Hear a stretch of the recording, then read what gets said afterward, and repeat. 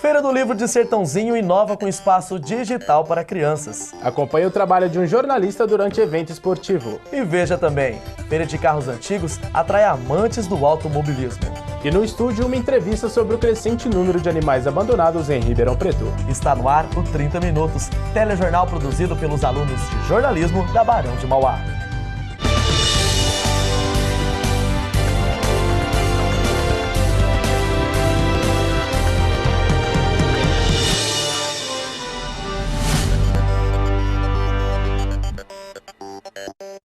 A 11ª edição da Feira do Livro de Sertãozinho atraiu um grande público. Não somente pelo número de títulos expostos, mas pelo espaço digital que fez sucesso entre a criançada. Durante os primeiros dias de outubro, a cidade de Sertãozinho foi tomada pelos livros.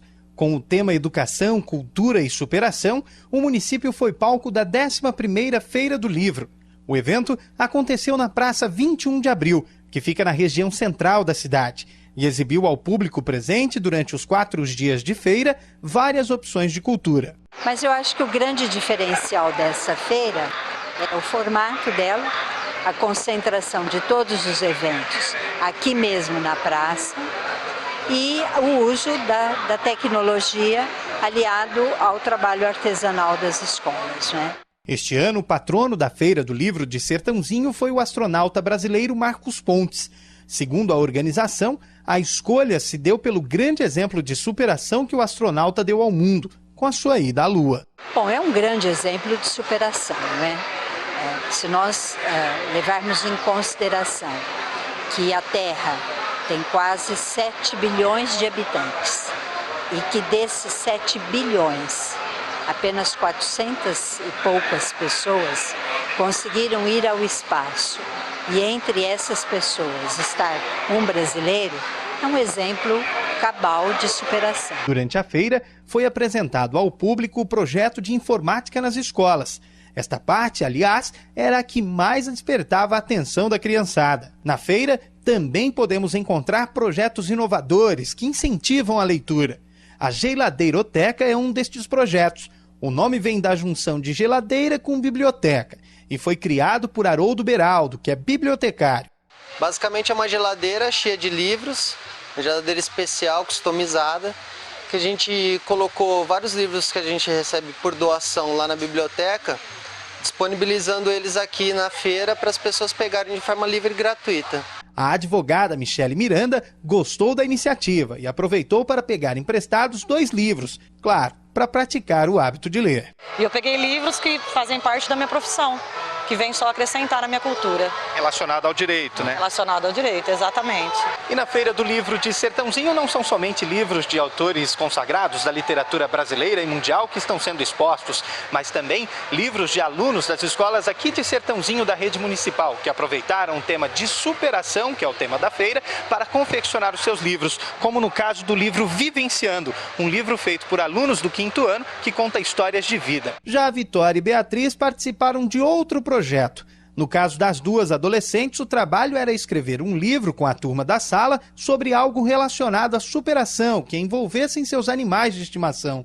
Cada uma, apesar da pouca idade, já tinha histórias para contar. Foi muito legal a gente falar pelos cachorros que a gente teve, pelo amor, por uma parte de amor que a gente teve na nossa história e a superação. Foi muito legal, todos os meus amigos participando do livro. Eu senti muito emocionada assim, de ter participado junto com eles. Foi uma coisa muito importante para todos nós falar sobre o nosso animal. Diversos autores famosos da literatura brasileira também participaram da feira, como no caso de Costa Sena, autor conhecido pela literatura de cordel. O Brasil é muito carente de leitores e essas atitudes que as secretarias de educação estão tomando, dessas pessoas que se dedicam vida e alma pelo avanço da leitura, faz com que nasçam novos leitores. Nascendo novos leitores, jornais vão ser consumidos em maior quantidade, livros vão ser vendidos em maior quantidade, isso é, o bem vai se ampliar cada vez mais. E quem participou do evento na venda dos livros elogiou a Feira de Sertãozinho, que apesar de pequena, rendeu bons lucros aos livreiros. Olha, realmente hoje a gente tem que trabalhar com preço, até porque a gente também concorre com a internet, porque a venda é maior, então a gente consegue repassar isso para o cliente. As vendas estão boas? tão boas, são excelentes. Fã de leitura há anos, Dona Cristina Bisson, de 56 anos, pegou gosto cedo pela arte de ler e não dá sinais de que vai abandonar este hábito. Ler é enxergar o mundo, é desvendar um monte de possibilidades, é caminhar por outros caminhos. A leitura, quando você é fisgado pela leitura, você nunca mais vai deixar de ler. Hoje não ler é viver na mais baixa dimensão, pois é a leitura na vida, a vida em evolução. Ver e não saber ler é o mesmo que viver à sombra da escuridão. Na leitura eu encontro asas, prazer, força para voar. Em qualquer cosmicidade eu faço o meu ser pousar. O livro é o meu transporte, a leitura o passaporte, direito de conquistar. E no próximo bloco, vamos descobrir por trás das câmeras como é feita a transmissão de uma partida de futebol. Não saia daí, a gente volta já.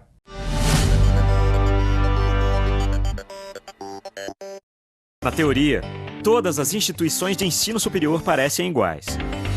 Na prática, a Barão é muito mais. E nós mostramos o porquê.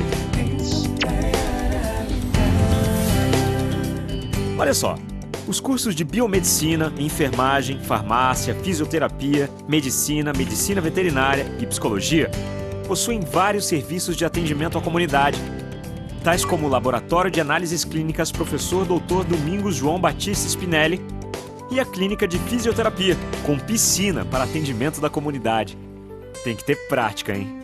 O Centro Universitário tem também um laboratório de habilidades de enfermagem, um grande hospital veterinário, totalmente equipado para prestar atendimento a animais de pequeno e grande porte, o Hospital de Ensino da Santa Casa de Ribeirão Preto, o Ambulatório de Especialidades Alexandre Frederico Pincerno Fávaro e também as unidades de saúde da Prefeitura Municipal, onde os futuros profissionais garantem os estágios. Por isso, nossos cursos são reconhecidos hoje em todo o país por sua excelência. E ainda tem mais! Os alunos de Direito participam de soluções de pequenas causas no Núcleo de Práticas Jurídicas. E aqui, a lei é aprender e crescer. Já os futuros assistentes sociais fazem o que mais gostam, atendem a comunidade.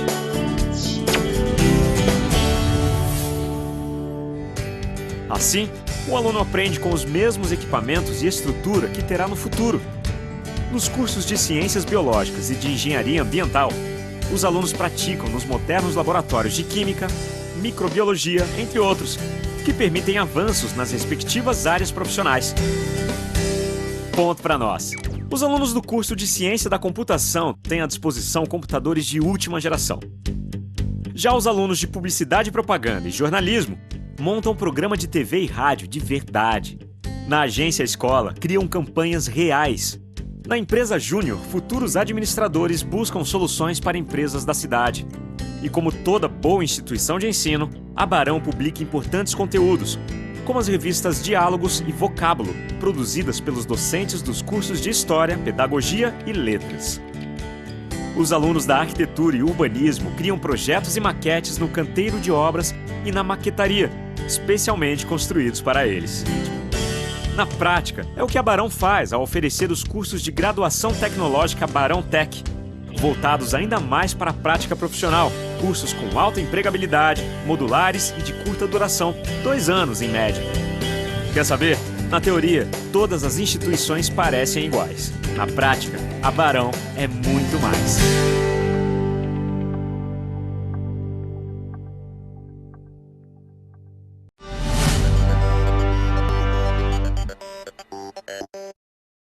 Você que está acostumado a assistir uma transmissão esportiva, nem imagina o trabalho que dá para levar a informação até a sua casa.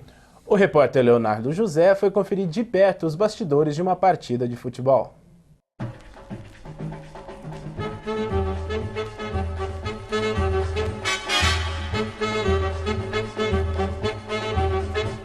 Final de partida, Botafogo 1, Ituano 1. Eu agora estou aqui no banco de reservas, mas o 30 Minutos veio mostrar como são os bastidores de um jogo de futebol. Não importa se faz chuva ou sol, o repórter de rádio tem que chegar à partida pelo ouvinte e ficar atento em cada lance do jogo, para transmitir com detalhes as informações. O que a gente procura fazer aqui, o trabalho é, após o jogo, fazer uma análise da partida, como foi a equipe, como foi a desenvoltura de cada jogador em campo, e depois fazer um relatório para a gente divulgar no próximo dia do programa. E após o jogo, é importante também que a gente entrevista o jogador, faz as gravações para soltar no programa semanal que a gente tem lá na Rádio Clube. Já o cinegrafista é aquele que registra as imagens da partida. Ele aproxima a cena para quem assiste em casa, dando a sensação que está ali mesmo no estádio.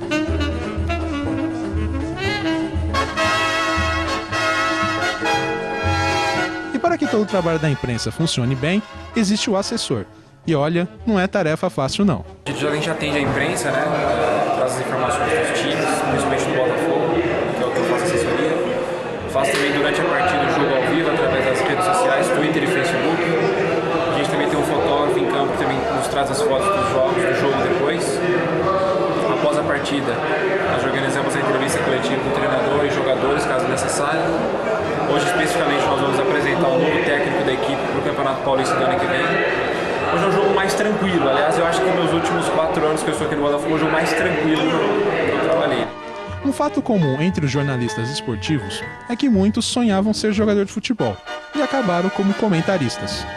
Uma carreira frustrada de garoto que pensava em ser jogador de futebol e não saiu nem das categorias de base, né? Nem cheguei a disputar a categoria de base das principais clubes de Ribeirão Preto, só no amadorzão mesmo. Depois, precocemente, tive que parar com isso por causa do problema no joelho. Mas o radinho, desde os 9 anos, inclusive um dos presentes aí de Natal que eu tive, Papai Noel, era rádio. Então eu sempre fui apaixonado, principalmente pelo rádio AM e futebol, sempre no futebol. Após toda a partida, tem sempre uma coletiva de imprensa. Hoje, temos a apresentação de um novo treinador. Vamos lá acompanhar? A coletiva de imprensa é o momento em que os jornalistas fazem perguntas aos jogadores e equipe técnica após a partida.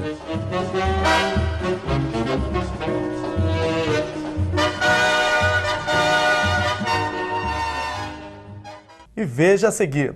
Clube Faixa Branca tem um dos maiores acervos de carros antigos de Ribeirão. Com mais de 500 modelos, o local atrai os apaixonados por automobilismo. A gente volta já.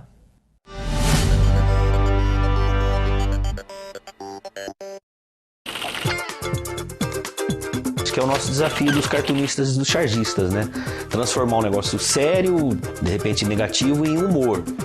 Porque o humor acaba gerando essa reflexão e essa crítica das pessoas. Já a charge trabalha mais com temas locais e jornalísticos, então uma charge sobre o Lula talvez não seja entendida na China. Há tempos atrás, eu preferia até usar, quando eu ia tratar de algum assunto mais sério, eu usava as tiras de jornal. O jornal é um veículo que todo mundo lê, adulto, teoricamente é para adulto, né? Então ali que eu carregava um pouco alguma crítica social.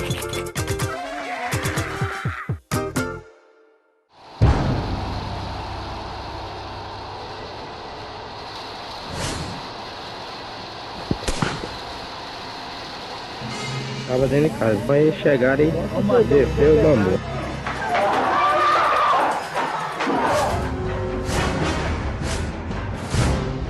Tivemos que apanhar hoje, mas isso é bom para agitar o sangue.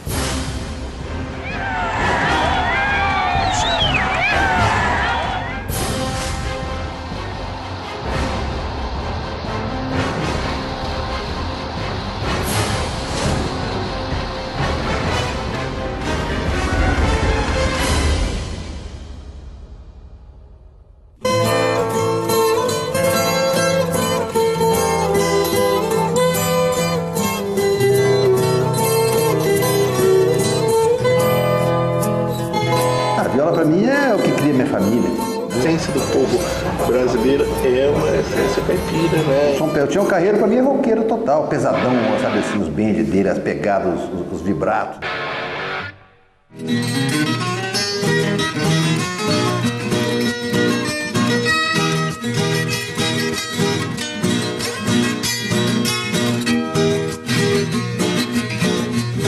Burro que fugiu do laço.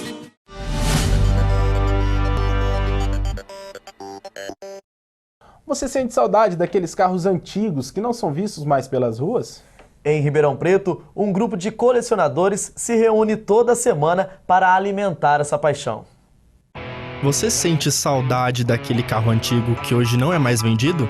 Em Ribeirão Preto, um grupo de colecionadores de clássicos se reúne toda semana para alimentar essa paixão. O Ford Del Rey 1988 é o xodó do seu Darcy. O aposentado conta que a paixão pelos carros começou ainda na infância e continua até hoje. Peguei o carro, comprei esse Del Rey, que eu tenho ele há 7 anos, e faço tudo quanto é viagem, encontro de carro antigo com ele, é a coisa que eu mais gosto nesse mundo. Carros que já foram do presente e hoje são do passado despertam a paixão de muitos colecionadores. Essa Studebaker 1952 é um exemplo do que os amantes são capazes de fazer por suas relíquias. O ex-dono da caminhonete, que estava há mais de 20 anos sem rodar, vendeu para este médico, um apaixonado pelo modelo. Tinha essa paixão há muito tempo, né? Na realidade foi uma história assim, como o namoro começou desde 1979. Deu um pouco de trabalho, como toda restauração de veículos, né? Dá um pouco de trabalho, mas também dá muito prazer. O Karmann-Ghia 68 também é a paixão desse engenheiro agrônomo.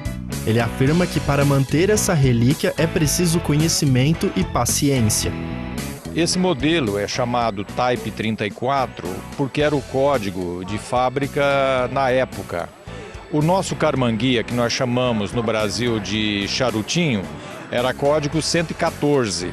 E este carro aqui foi lançado na época quando o Karmann-Ghia nosso, o charutinho, estava com vendas em declínio. Então a fábrica, para aproveitar o nome Karmann-Ghia, lançou esse modelo, cuja produção foi bem menos do que o nosso normal Karmann-Ghia. Não é de hoje que os apaixonados pelos clássicos do passado homenageiam os automóveis. Há 23 anos, o Clube Faixa Branca de Ribeirão Preto guarda um dos maiores acervos de carros antigos da cidade, com mais de 500 modelos, que vão desde carros até motos. O clube surgiu de uma reunião de amigos para expressar o amor por essas raridades e se reúne até hoje todas as quartas e sábados. E para essa turma jovem como vocês conhecerem o que nós temos feito nesses 23 anos. Nós temos esses automóveis, mas o intuito disso é que esses automóveis sempre sirvam para o social. Tá? Temos eles como gosto pessoal, né? Uma saudade de uma época, talvez de um pai, de um avô. E esses carros servem para arrecadar remédio, roupa. Nós já fizemos durante aí tantos anos aí festa para muita gente e arrecadamos muita coisa. Até campanha nacional doação de rim nós já fizemos.